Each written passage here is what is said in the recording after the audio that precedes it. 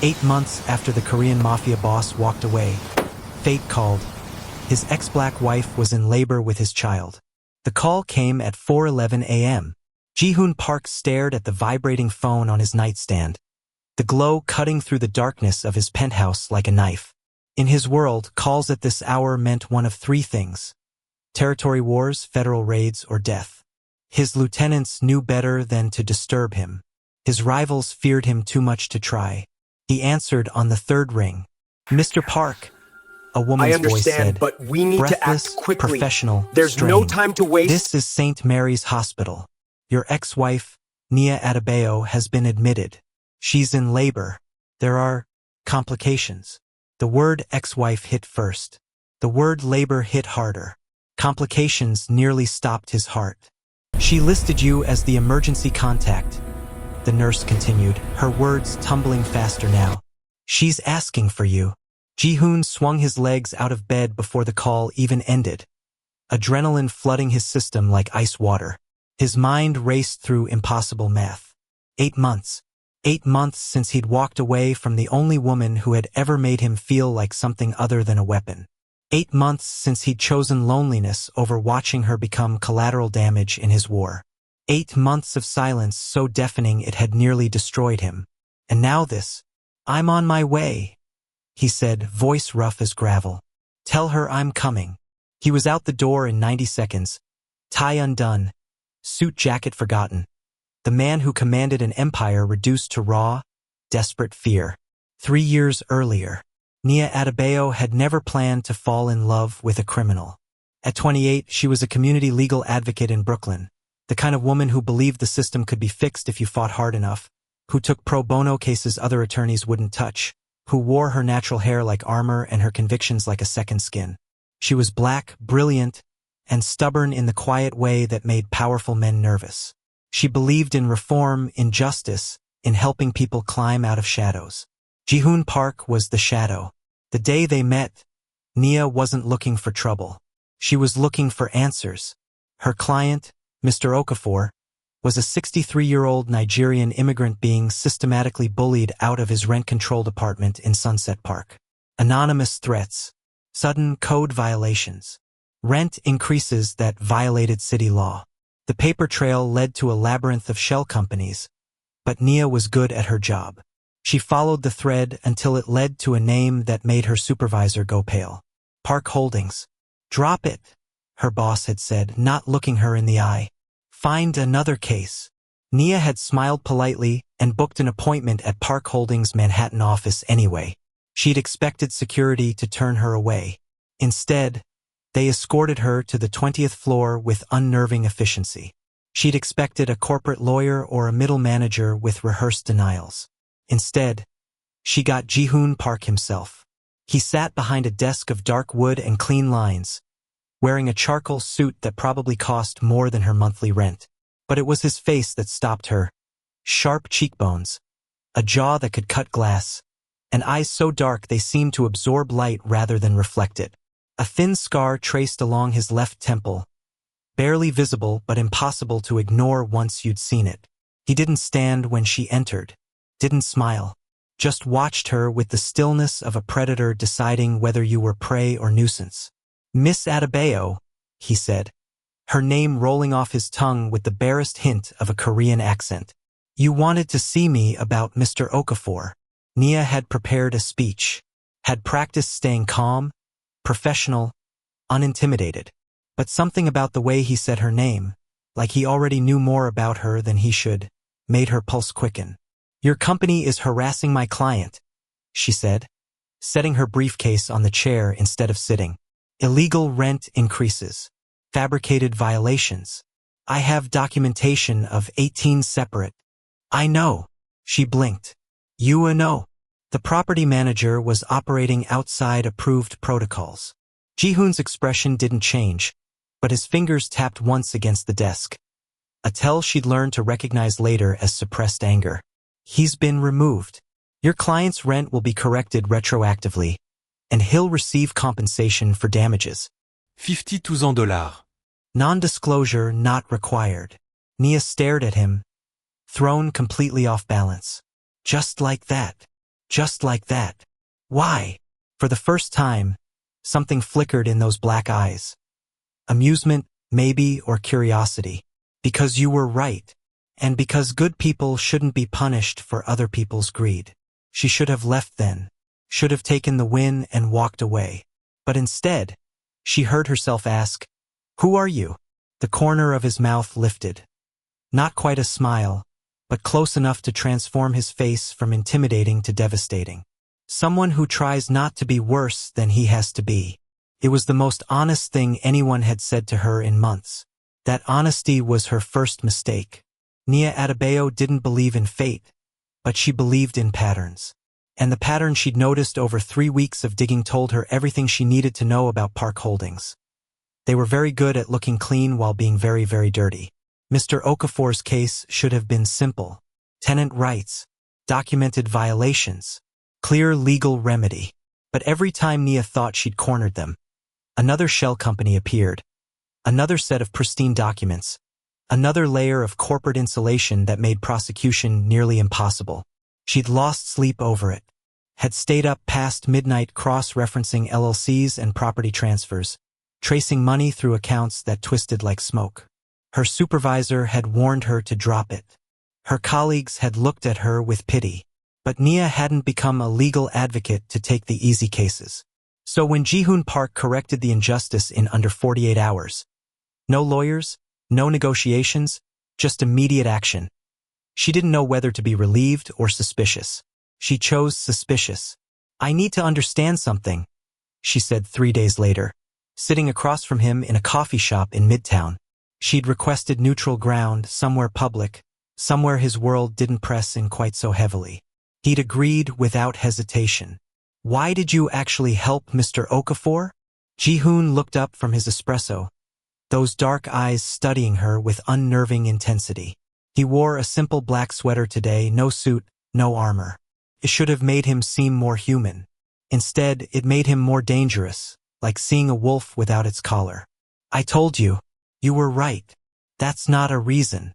That's an excuse." Nia leaned forward, her natural hair pulled back in a wrap, her grandmother's gold cross catching the afternoon light. "Men like you don't just hand out $50,000 because someone asks nicely. Men like me."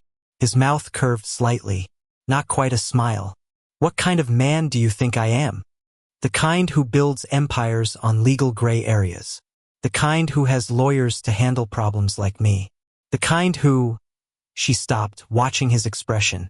He wasn't defensive, wasn't angry. He was listening. "The kind who's usually 3 steps ahead. I'm usually 5 steps ahead," he corrected quietly. "But with you, I'm finding it harder to predict what comes next." The honesty startled her. Most powerful men lied reflexively, layering truth in platitudes and misdirection. Ji-hoon spoke like someone who'd calculated the exact cost of the truth and decided it was worth paying. "So what does come next?" Nia asked, not sure if she was asking about Mr. Okafor's case or something else entirely. "That depends." Ji-hoon set down his cup with careful precision. "Are you satisfied with the resolution?"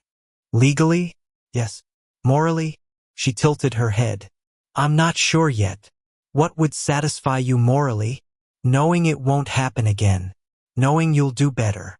Something shifted in his expression. Surprise, maybe, or recognition. "Most people ask me for money or favors. You're asking me to be better." "Most people are scared of you," Nia said simply. "I'm not." It wasn't entirely true. She was scared, but not of violence or retaliation. She was scared of the way he looked at her like she was a puzzle worth solving. Scared of how his presence made the crowded coffee shop feel intimate. Scared of the dangerous warmth spreading through her chest when he smiled, really smiled, for the first time. "You should be," he said softly. "My world isn't kind to good people, Nia." The use of her first name sent electricity down her spine. "Then maybe," she heard herself say, "you need better people in your world." The conversation shifted after that. Away from Mr. Okafor, away from business. They talked about Brooklyn versus Manhattan, about her grandmother who'd raised her, about his complicated relationship with legacy and expectations.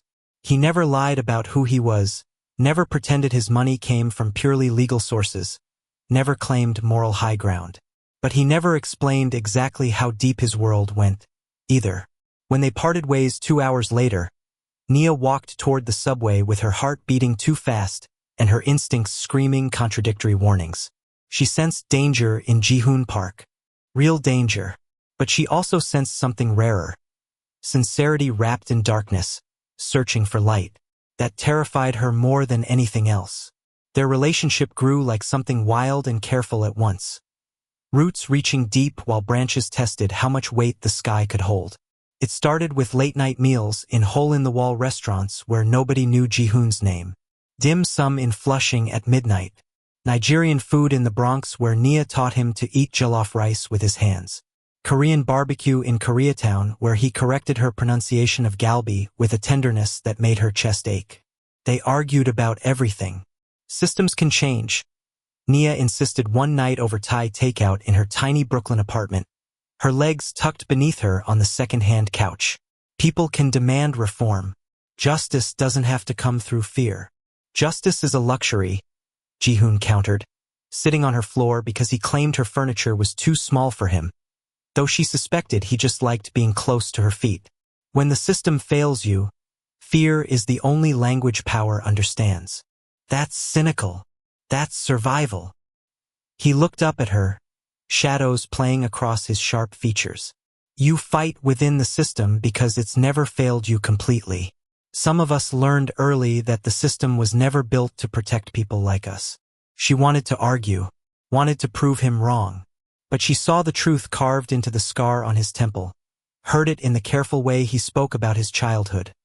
Fragments offered like shards of glass, sharp enough to cut. So instead, she slid down to the floor beside him and took his hand. Then teach me, she said quietly. Show me what I can't see from where I'm standing. He'd kissed her for the first time that night, slow and deliberate like he was memorizing the taste of hope. 6 months later, Ji-hoon proposed in her apartment with no ring, no flourish, no romantic spectacle.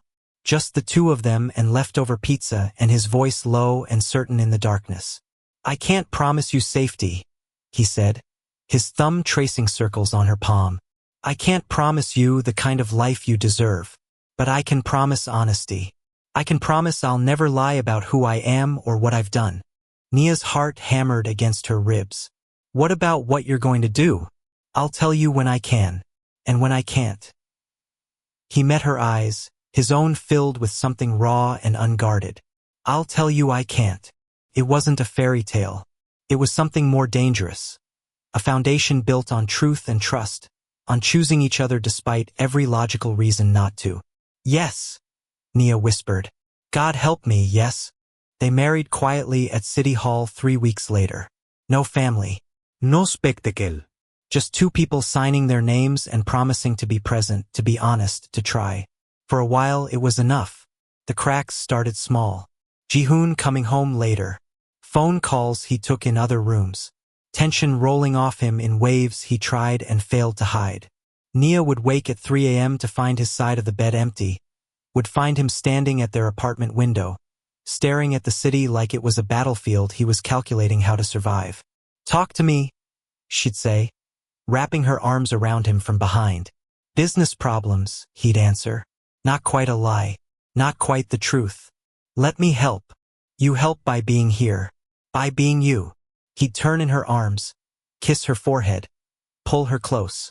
That's enough. But it wasn't. She could feel the weight of things unsaid pressing between them like a third presence in their marriage. Could sense the danger circling closer, even if she couldn't name its shape.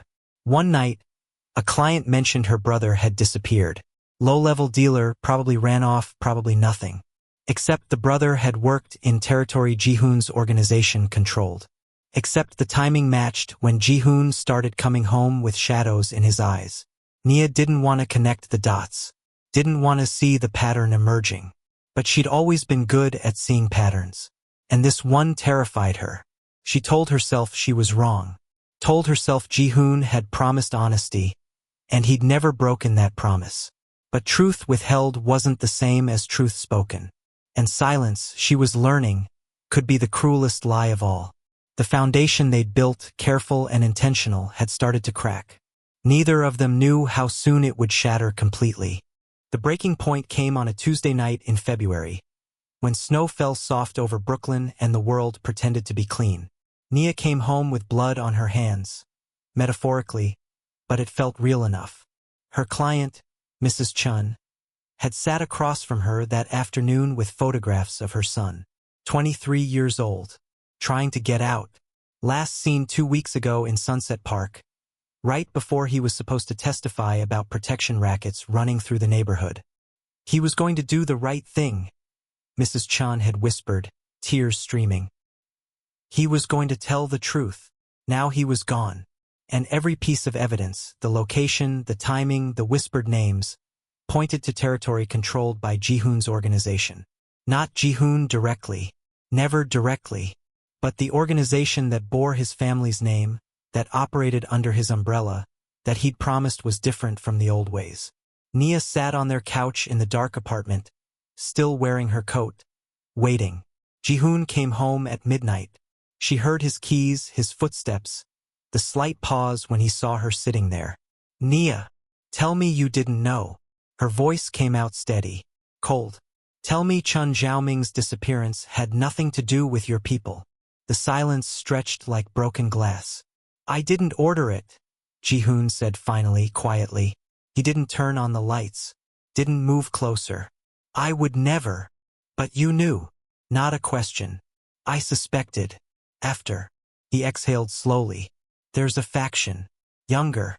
Angrier. They want expansion, harder methods. I've been trying to contain them. But you can't. Nia stood, her whole body trembling. You told me no one innocent gets hurt. You promised me there were lines you wouldn't cross. I don't cross them. His voice fractured. But I can't control everything anymore. The organization is fracturing, and if I push too hard, a mother lost her son. The words ripped out of her. A 23-year-old kid who was trying to do the right thing is probably dead? And you're talking about organizational politics? I'm talking about survival. Ji-hoon's composure cracked, anguish flooding his features. If I move against them openly, it triggers a war. More people die. You think I don't hate this? You think I don't? He stopped, hands fisting at his sides. I'm trying to hold together something that's already broken. Nia looked at him. This man she'd married, this man she loved, and saw the truth she'd been avoiding. He was trapped. They both were. If you leave the organization, they'll hunt you, she said, her voice shaking. Won't they? He didn't answer. Didn't need to. And if you stay. She pressed her palm to her chest, feeling her heart hammer against her ribs. If you stay, you'll keep making compromises, accepting things you can't control, drawing lines that keep moving. I'm trying. I know. Tears spilled hot down her cheeks. God, Ji-hoon, I know you are, but I can't. Her voice broke. I'm not afraid of them. I'm afraid of who I'll become if I stay. If I keep justifying, keep understanding, keep loving you while people disappear. The words hung between them like a death sentence.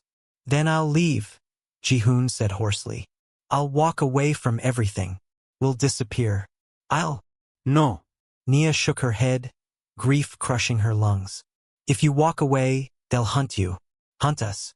And if you stay, you'll destroy yourself trying to protect me from a world you can't control. So what are you saying? She looked at him, really looked, memorizing his face in the darkness. I'm saying love isn't enough. Not for this. The divorce was quiet. No screaming. No betrayal. Just two people who loved each other enough to know that sometimes love demanded letting go. Ji-hoon signed the papers without reading them. Nia cried silently the entire time, her grandmother's cross cold against her skin. I'm sorry, he whispered as they left the lawyer's office. So am I, she said. And that was how it ended. Not with violence or hatred, but with devastating tenderness. Two people choosing to break their own hearts rather than compromise their souls. Neither of them knew she was already carrying his child. Neither of them knew fate wasn't finished with them yet. Nia discovered she was pregnant on a Thursday morning in March, standing in her aunt's bathroom in Crown Heights with 3 positive tests lined up on the sink like accusations. The nausea had started 2 weeks after the divorce. She'd blamed grief, stress, the way her body was punishing her for choosing survival over love. But her period never came. And deep in her gut, where intuition lived before logic could silence it, she'd known. She slid down the bathroom wall, knees pulled to her chest, and stared at those 3 pink lines until they blurred. A baby. Ji-hoon's baby. Their baby. Conceived in those final desperate weeks when they'd held each other like drowning people. When they'd made love like they could somehow fuck their way through the inevitable ending. She should call him. She knew that. He deserved to know. But her hand hovered over her phone for 20 minutes before she set it down. Heart hammering, breath coming in short gasps. If she told him, what would he do? Walk away from everything, trigger the war he'd been trying to prevent. People would die. Maybe him. Maybe her. Maybe this tiny cluster of cells that was already reshaping her entire world. Or worse. He'd stay in his organization, try to balance fatherhood with a fracturing empire, and she'd watch him compromise piece by piece until nothing remained of the man she'd married. Nia pressed both hands to her still flat stomach and made a choice that broke her heart while saving it. She wouldn't tell him. Not yet. Not until the baby was born. Not until she figured out how to keep this child safe from a world built on violence and shadow. I'm protecting you, she whispered to her belly. I'm breaking the cycle. She tried to believe it. The months crawled by in a strange liminal space between grief and anticipation. Nia moved back to her aunt's apartment, the same small room she'd lived in during college. Took on remote legal work, research, document review, anything that let her hide. Her aunt asked no questions. Just made her ginger tea and rubbed her back when the morning sickness hit. She went to doctor appointments alone. Watched the ultrasound alone, crying silently as the technician pointed out tiny fingers, a heartbeat strong and steady. Found out she was having a girl alone, in a sterile room that smelled like antiseptic and other people's joy. At night, she assembled a crib by herself. Instructions spread across her aunt's living room floor. Got frustrated with Allen wrenches and missing screws and the way her growing belly made it hard to bend. Cried angry tears that had nothing to do with furniture and everything to do with the ghost of Ji-hoon's hands. How gentle they'd been. How safe she'd felt in his presence. She lay awake in the darkness, hand curved over her expanding belly, and talked to her daughter. Your father is dangerous, she whispered. But not to us. Never to us. Your father is complicated. Brilliant. Broken in ways I couldn't fix. Your father would love you so much it would terrify him. The baby kicked in response, and Nia laughed through her tears. Across the river in Manhattan, Ji-hoon drowned in silence. His penthouse felt like a mausoleum. All glass and steel and empty spaces where Nia's laughter used to live. He worked 18-hour days, channeling grief into control, rebuilding his fractured organization through sheer force of will. He crushed the splinter faction, not with violence but exposure and strategic exile. Restored order, proved he was still the man in control. But power without warmth was just another kind of prison. At night, he stood at his windows overlooking the city and remembered the taste of her mouth, the feel of her hands, the way she'd challenged him to be better. He'd done the right thing. He knew that. Distance kept her safe. So why did it feel like he'd amputated part of his soul? He never deleted her contact. Never stopped the automatic deposit into an account she'd never touched. Never stopped checking the news for her name, terrified he'd see it attached to danger. Love didn't disappear just because you chose to walk away. You just learned to hide in the hollows of your chest, waiting. Neither of them knew that 8 months of silence was about to shatter. Neither of them knew that at 4:11 a.m. on a cold morning, fate would make a phone call neither could ignore. Ji-hoon arrived at St. Mary's Hospital in 17 minutes, breaking every traffic law between Manhattan and Brooklyn, his Mercedes running red lights like they were suggestions rather than rules. He left the car in the emergency lane, engine still running, and hit the maternity ward at a dead sprint. The nurse from the phone call met him at the desk. Older, Korean, her expression professionally neutral but her eyes knowing. She'd seen men like him before. Men who thought power meant control until they walked into a hospital and realized how little any of it mattered. "Room 447, she said simply. "Hurry." He was already moving. The door was open. He saw her before she saw him, Nia, pale and trembling in a hospital gown, gripping the bed rails as another contraction tore through her. Her natural hair was pulled back, edges soaked with sweat. Her grandmother's gold cross caught the fluorescent light. She looked small, fragile, terrified. Then she looked up and saw him, and her eyes filled instantly. "Nia," Ji-hoon said hoarsely, the words scraping out of his chest like broken glass. "You came." Her voice cracked, disbelief and relief and 8 months of grief packed into 2 syllables. "I would have come even if you hadn't called." He moved to her bedside, his carefully constructed armor shattering completely. His hair was undone, suit wrinkled, tie forgotten. The man who commanded empires reduced to raw terror. "I would've." Another contraction hit. Nia gasped, body arching, and Ji-hoon caught her hand on instinct. She squeezed hard enough to hurt, nails digging into his palm, and he welcomed the pain like penance. The door burst open. A doctor in surgical scrubs, moving fast, her expression controlled urgency. "The baby's heart rate is dropping," she said, already prepping. "We need to do an emergency C-section. Now." Ji-hoon froze, the words not quite landing. "The baby?" The doctor looked at him sharply. "You're the father?" Nia started. "Yes," Ji-hoon said, instinct overriding confusion. "What's wrong? What's happening?" "Fetal distress. We need to move fast." The doctor was already signaling nurses, the room transforming into controlled chaos. "Dad, you'll need to." "Wait." Nia's voice cut through, ragged but certain. She looked at Ji-hoon, tears streaming, 8 months of secrets about to detonate between them. Ji-hoon. "The baby. She's." Her eyes held his, terrified, apologetic, fierce. "She's yours." The room tilted. Time fractured. 8 months. 8 months of silence. 8 months of grief and loneliness and believing he'd made the right choice. 8 months while she'd been pregnant. While she'd carried his daughter. While she'd faced doctor visits and fears and the weight of impending motherhood completely alone. "You were going to do this alone?" The words came out strangled, pain cracking through every syllable. "You were going to..." Another contraction. Nia cried out and the medical urgency slammed back into focus. "We're out of time," the doctor said sharply. "We need to move her now." "Ji-hoon," Nia gasped, reaching for him as nurses began wheeling her bed. "I'm sorry." I thought I was protecting her. I know." He gripped her hand, walking fast beside the gurney, his whole world reshaping around impossible truth. A daughter. His daughter.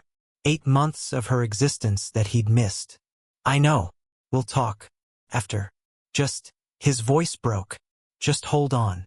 Both of you hold on." They hit the surgical wing. The nurse gently but firmly separated their hands. "You'll need to wait here," she said. "We'll update you as soon as." "No." Ji-hoon's voice came out raw, desperate. "I need to be with her. I need." "Sir, please." Nia looked back at him one last time, her eyes saying everything words couldn't. "I'm scared." "I'm sorry. I love you. I never stopped." Then the surgical doors swung closed, and Ji-hoon stood frozen in the hallway, his hands still warm from her touch, his mind reeling with the weight of 8 months' worth of truth crashing down in 8 minutes. Somewhere beyond those doors, his daughter was fighting to be born, and he could do nothing but wait. Ji-hoon paced the surgical waiting room like a caged animal, 23 steps wall to wall, turn, repeat. His phone buzzed relentlessly. His second in command, business emergencies, territory issues that once would have demanded immediate attention. He silenced it without looking. None of it mattered. The empire he'd built, the power he'd consolidated, the control he'd fought for, all of it was smoke compared to what was happening behind those surgical doors. A daughter. His daughter. 8 months. The math kept circling his mind. vicious and unforgiving. 8 months of Nia being pregnant. 8 months of doctor visits and fear and physical changes. 8 months of their daughter growing, forming, preparing to enter the world. And he'd known nothing, had been absent for all of it because he'd thought walking away would keep her safe. The irony tasted like ashes. 37 minutes felt like 37 years. Then, a cry. Thin, furious, unmistakably alive. The sound pierced through walls and professional distance and every defense Ji-hoon had ever constructed. His knees nearly buckled.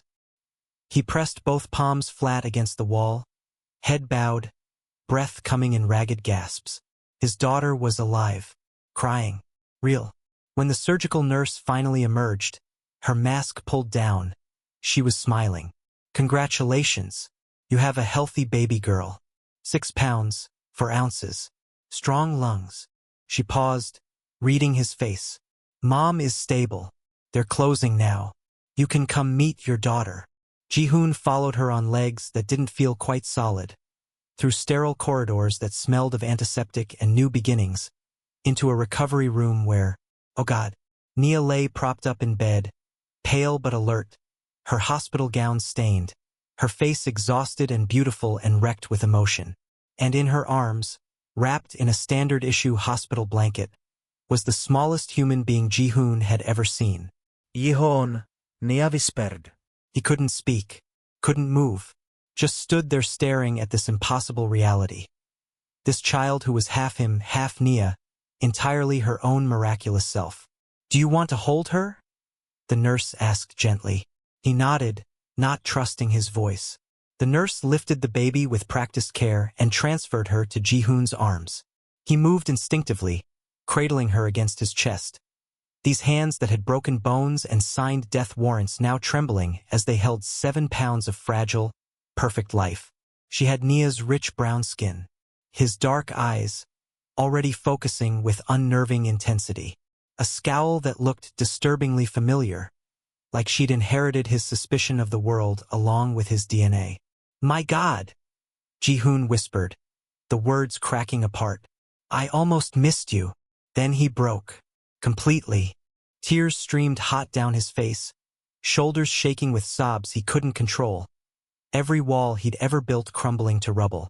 This man who'd commanded fear and respect, who'd negotiated with hardened criminals and corrupt officials without flinching, wept openly over his daughter like she was the only truth that had ever mattered. Because she was. I'm sorry, he gasped, looking at Nia through blurred vision. I'm so sorry. 8 months. You did this alone for 8 months and You didn't know? Nia said softly, though her own tears were falling. I didn't tell you. You shouldn't have had to. He looked back at his daughter, this tiny fierce creature with her mother's strength already evident in every line of her face. You shouldn't have been alone. Nia watched him carefully. This man she'd loved, divorced, grieved, watched him cradle their daughter with a tenderness that made her chest ache. Watched power and control mean absolutely nothing in the face of fatherhood. She was afraid to hope, afraid forgiveness would hurt worse than resentment, afraid this moment was just that, a moment before reality crashed back in. But watching Ji-hoon press his lips to their daughter's forehead, whispering promises in Korean she couldn't quite hear, Nia felt something shift. Maybe love didn't fix everything, but maybe, just maybe, it was enough to start. Ji-hoon didn't make promises. He'd learned early that words were cheap, pretty lies people told themselves while doing the opposite. So when he left the hospital that first morning, kissed his daughter's forehead and told Nia he'd be back, he didn't say I'll change or I'll be better or trust me. He just said, I'll see you tomorrow. And then he went to work. Within 72 hours, Ji-hoon had requested a meeting with federal investigators. Not through lawyers, not through intermediaries. He walked into the FBI field office in Lower Manhattan, sat across from Agent Sarah Chun, and handed her a tablet containing 3 years of carefully documented evidence.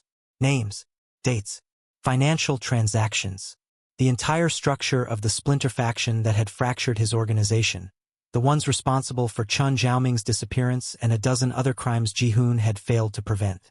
This is everything, he said simply. Locations, leadership, offshore accounts. Enough to dismantle them completely. Agent Chun studied him with sharp, assessing eyes. And what do you want in exchange? Nothing. Nobody gives up this kind of intel for nothing. I'm not nobody anymore. Ji-hoon stood, buttoning his suit jacket. I'm a father, and I don't want my daughter growing up in the shadow of what I built. He walked out before she could respond. The fallout was immediate and brutal. Allies who'd stood with Ji-hoon for years called him a traitor. His second-in-command resigned in disgust. Business partners distanced themselves. Deals evaporated. Territory he'd controlled for a decade suddenly became contested ground. He lost power like shedding skin. Painful, necessary, irreversible. He didn't flinch. Within 2 weeks, he'd formally stepped down from leadership of Park Holdings' underground operations, transferring legitimate business interests to a trust and walking away from everything else. His penthouse went up for sale. His private security detail was dismissed. He bought a modest 2-bedroom apartment in Park Slope, 10 minutes from Nia's aunt's place. No fanfare. No dramatic speeches. Just quiet, consistent action. Nia watched from a distance at first, guarded and wary. She watched him show up at the hospital every day for 2 weeks, holding their daughter, whom they'd named Ada, meaning grace in Igbo, with trembling hands that grew steadier each time. She watched him learn to change diapers, his face scrunched in concentration. This man who'd commanded an empire defeated by snaps and wipes. She watched him fall asleep in the uncomfortable hospital chair, exhausted from dismantling his own legacy while trying to learn how to swaddle. He never made excuses, never explained the personal cost, just showed up, consistent and present, day after day. But Nia couldn't let hope bloom unchecked. She'd loved this man once, believed in him once, and it had nearly destroyed them both. She confronted him on a Thursday evening, 3 weeks after Ada's birth. They sat in the hospital's family lounge, Ada asleep in Ji-hoon's arms, his expression soft in a way that made Nia's chest ache. You gave up everything, she said quietly. Not everything. He looked down at Ada. I gained what matters. That's a nice line. Nia's voice hardened. But lines don't raise children. Presence does. Consistency does. And I need to know. She paused, gathering courage. I need to know this isn't just guilt. That you're not going to resent us in 6 months when the novelty wears off and you realize what you've sacrificed. Ji-hoon met her eyes steadily. I don't resent what I've lost. I regret what I almost never had. Words, Ji-hoon. I know. He didn't look away. So judge me by my actions. I'm here. I'll be here tomorrow. And the day after. For as long as you'll let me. Nia swallowed hard. You don't get me back because you're her father. I know. You get me back if you get me back because you choose to be present, not powerful. Because you choose us every single day, even when it's hard. Then I'll earn you, Ji-hoon said quietly, fiercely. Both of you, for as long as it takes. Nia looked at him. This man who dismantled an empire, who held their daughter like she was made of starlight, who'd chosen to be powerless rather than dangerous. Maybe love couldn't be rebuilt the same way. But maybe it could be built differently. Better. Okay, she whispered. Let's try. 3 months later, autumn came to Brooklyn in waves of gold and crimson. Ji-hoon stood in Prospect Park on a Sunday afternoon, rocking Ada gently while she fought sleep with the same stubborn determination her mother wielded. She was bigger now, filling out, her eyes tracking movement with sharp intelligence that both thrilled and terrified him. You're going to be trouble, he murmured in Korean, pressing a kiss to her forehead. Just like your I heard that, Nia called from the bench 15 feet away, where she sat with coffee and a legal brief she wasn't really reading. She was watching them instead, her daughter and the man she was slowly, carefully learning to trust again. No bodyguards flanked them. No drivers waited nearby. No empire demanded Ji-hoon's attention. Just a man, a woman, and their child in a public park on an ordinary Sunday. It was the most extraordinary thing he'd ever experienced.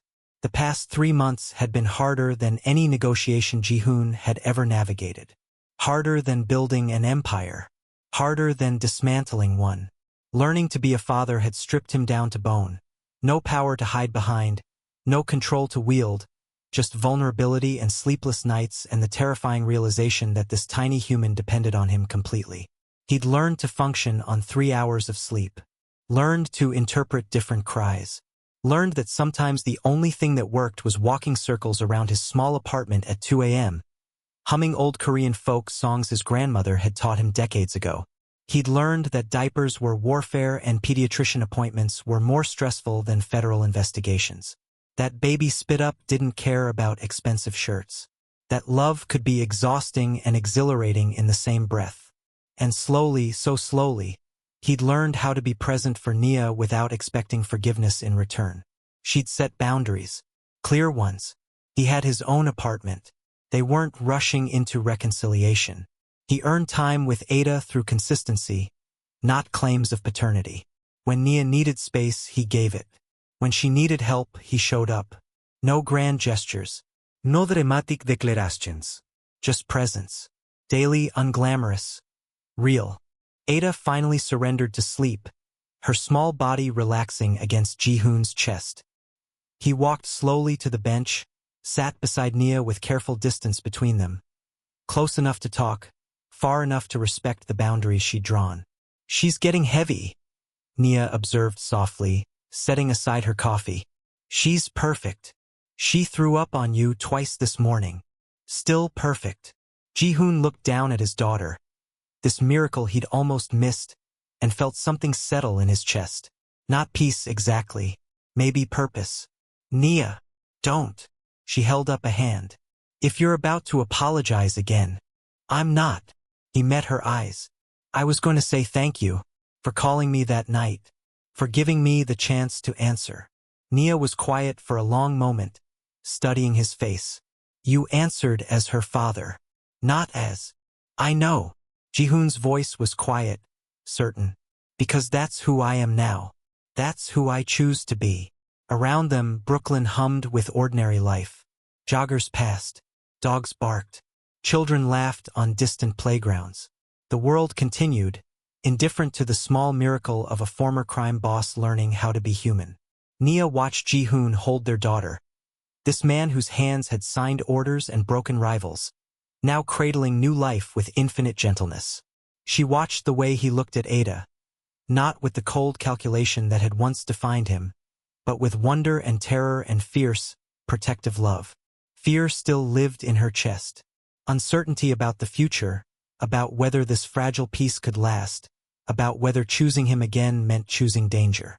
But sitting here in the autumn sunlight, watching the father of her child rock their sleeping daughter with no power, no weapons, no empire, just presence. Nia chose something different. Not certainty, not forgiveness, fully earned, but possibility. "Come for dinner tonight," she said quietly. "My aunt wants to meet you properly." Ji-hoon looked at her, surprise and hope flickering across his face. "Are you sure?" No. Nia smiled slightly. "But I'm choosing to try anyway." The call had come at 4:11 a.m., 8 months after Ji-hoon Park walked away from everything. Fate had called.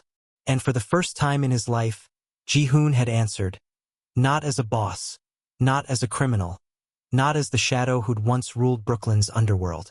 He'd answered as a father. And in doing so, he'd found the only redemption that mattered. The chance to be present. The choice to be better. The grace of a second beginning. Love didn't save him. Responsibility did. If you enjoyed the story this far, don't let it end here. Hit that subscribe button so you never miss the next chapter and enjoy more story from us. And if this story gave you chills, drop a like and share it with someone who loves powerful romance with a dangerous edge. Your support keeps these stories coming. Thank you.